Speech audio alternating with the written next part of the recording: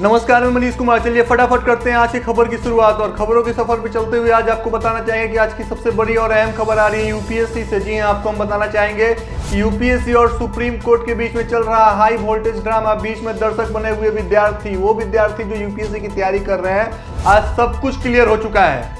और supreme court ने ये कड़े आदेश दिए हैं यूपीएससी को कि निर्धारित समय पर ही यूपीएससी की परीक्षाओं को आयोजन किया जाए, यानी 4 अक्टूबर को यूपीएससी की परीक्षाओं का आयोजन किया जाएगा। सुप्रीम कोर्ट के कड़े आदेश को मद्देनजर रखते हुए, क्योंकि सर्वोच्च न्यायालय का यह फैसला है, इस फैसले को कोई खिलाफ कर नहीं सकता है, इसके खिलाफ कोई जा नहीं सकता है। अब आपको हम बताना चाहेंगे कि ये पूरा हाई वोल्टेज ड्रामा क्या था और पिछले 10 दिनों से चल रही हुई तमाम अटकलों को इस कड़े आदेश के बाद कैसे विराम लगा दिया गया। सबसे पहले बात आपको बताना चाहेंगे कि सुप्रीम कोर्ट में ये याचिका दायर की गई थी कि कोरोना महामारी को मद्देनजर रखते हुए पूरा देश प्रभावित हुआ है।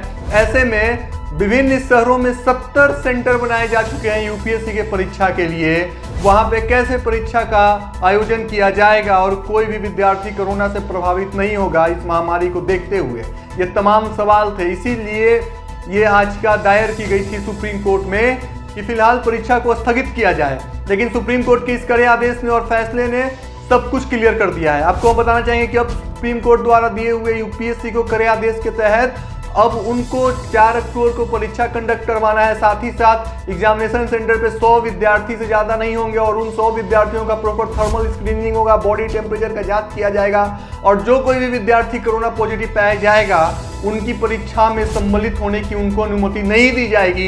ये कड़े आदेश हैं सुप्रीम कोर्ट के। उन्होंने ये भी कहा है कि इस महामारी को मद्देनजर रखते हुए इस तरीके का फैसला लिया गया है, क्योंकि परीक्षा के बीच में हम नहीं चाहेंगे कि इस तरह का महामारी और लोगों तक पहुंचे और लोगों में फैले।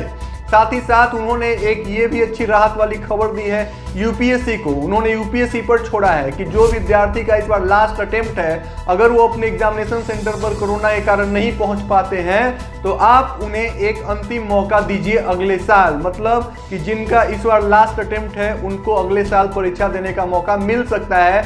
ऐसा सुप्रीम कोर्ट ने कहा है यूपीएससी को कि आप इस पर राय मशवरा लेकर के आप अपना ये फैसला सुना सकते हैं या आप इस फैसले को लागू कर सकते हैं। क्योंकि आपको पता होना चाहिए कि यूपीएससी के अंतर्गत जितनी भी परीक्षाएं उसके गाइडलाइंस तैयार की जाती है वो यूपीएससी की कोर कमेटी की बोर्ड ऑफ डायरेक्टर ही तैयार करते हैं। साथ ही साथ आपको बताते चले कि यह अहम खबर आ रही है, याचिका जो दायर की गई थी उस याचिका को अब खारिज कर दी गई है, तो अब शक और गुंजाइश की कोई जगह ही नहीं है।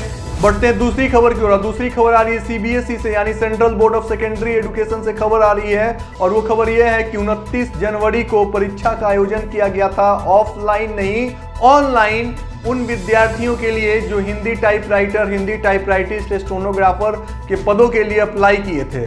उन विद्यार्थियों का आज रिजल्ट आ चुका है। रिजल्ट में जो भी विद्यार्थी उत्तीर्ण हुए हैं उनको ढेर सारी शुभकामनाएं जॉब एटर्नल की टीम की तरफ से। रिजल्ट आने के बाद सफल हुए उम्मीदवारों की डॉक्यूमेंट वेरिफिकेशन की प्रक्रिया अब 21 अक्टूबर से शुरू होगी। उसके बाद 15 से 20 दिनों के अंदर वो लोग ज्वाइन कर सकते हैं। तो एक अच्छी खबर आ रही है सीबीएसई की तरफ से। आज की इस विशेष पेशकश में बस इतना ही। ताज़ा तरीन खबरों के लिए बने रहिए हमारे साथ। हमारे चैनल को लाइक करिए, सब्सक्राइब करिए, कमेंट करिए, अपना राय रखिए। और साथ ही साथ रोजगार से रिलेटेड कोई भी न्यूज़, इंफॉर्मेशन, उसकी डाउनलोड प्रक्रिया, अप्लाई करने की प्रक्रिया, सब कुछ की जानकारी हमारे जॉब एटर्नल वेब पोर्टल पे, वेबसाइट पे अवेलेबल है। आप वहाँ जाइए, विजिट करिए, आपको पल पल की तमाम जानकारी दी जाएगी। धन्यवाद।